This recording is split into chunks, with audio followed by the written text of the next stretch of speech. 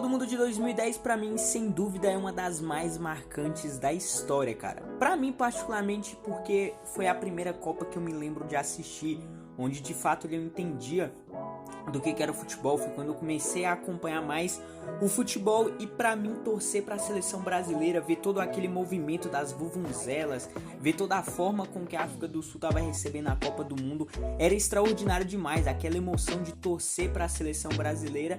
Inclusive foi ali a minha paixão pelo futebol e muito por conta de um personagem, Ricardo Kaká.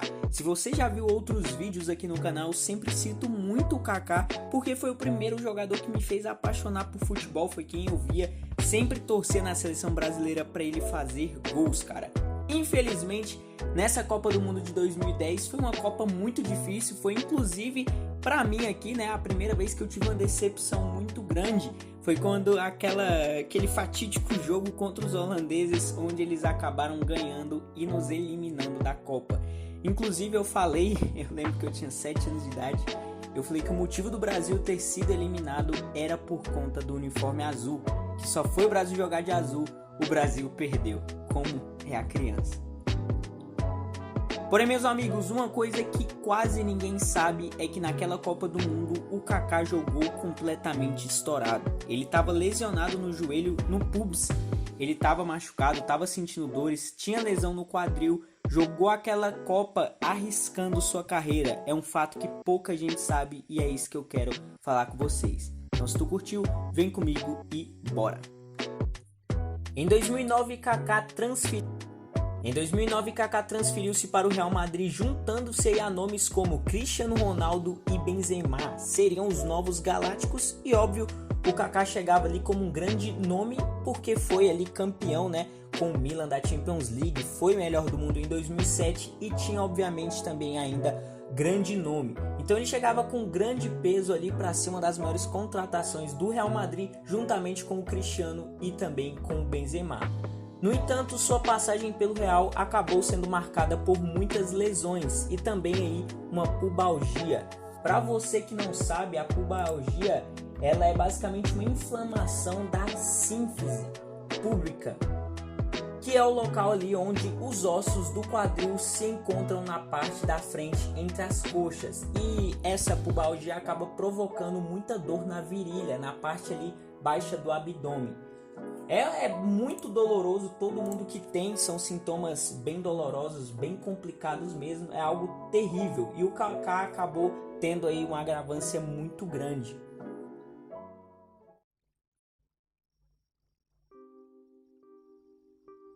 Tanto que todas essas lesões que o Kaká teve acabou deixando ele de fora de muitos jogos. E infelizmente, uma das formas dele ter perdido espaço no Real Madrid era exatamente isso. Ele voltava bem, estava jogando bem, mas tinha uma lesão e acabava não tendo tanto segmento e sequência de jogos bom. E isso acabou afetando ele dentro do Real.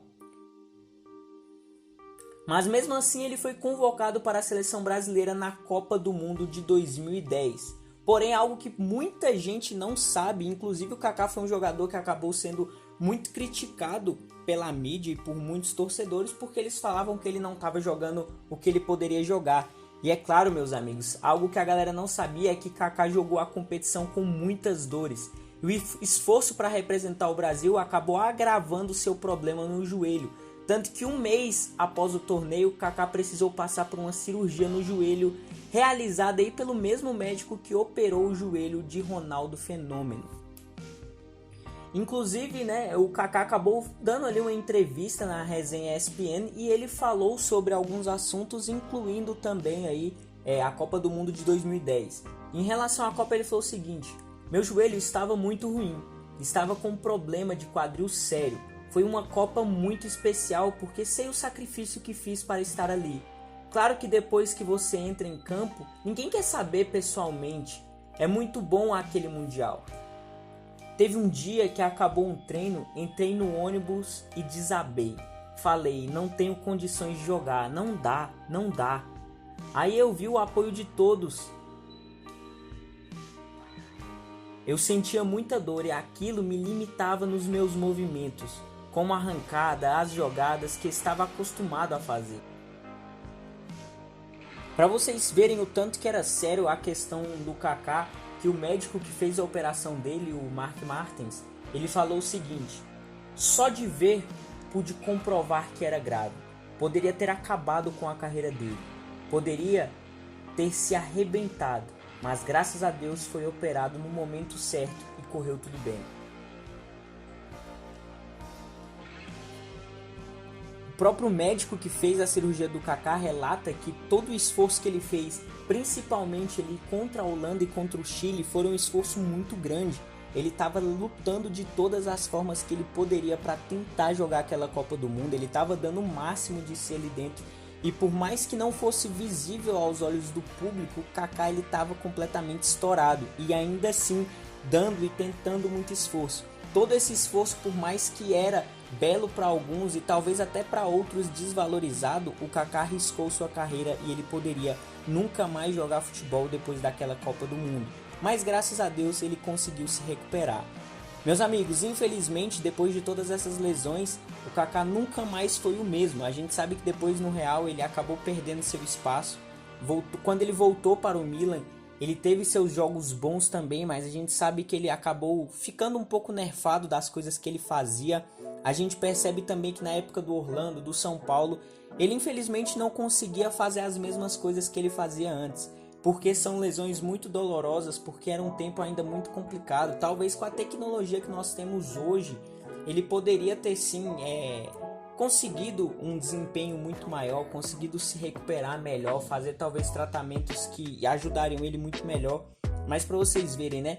Muita gente não reconhece aquilo que um jogador de futebol faz. No caso do Kaká ali, muita gente criticou ele na época, falou mal da forma com que ele estava jogando, mas pouca gente sabe a força que o cara estava tentando ali ter para jogar uma Copa do Mundo, para tentar ali conquistar mais um título pela seleção brasileira.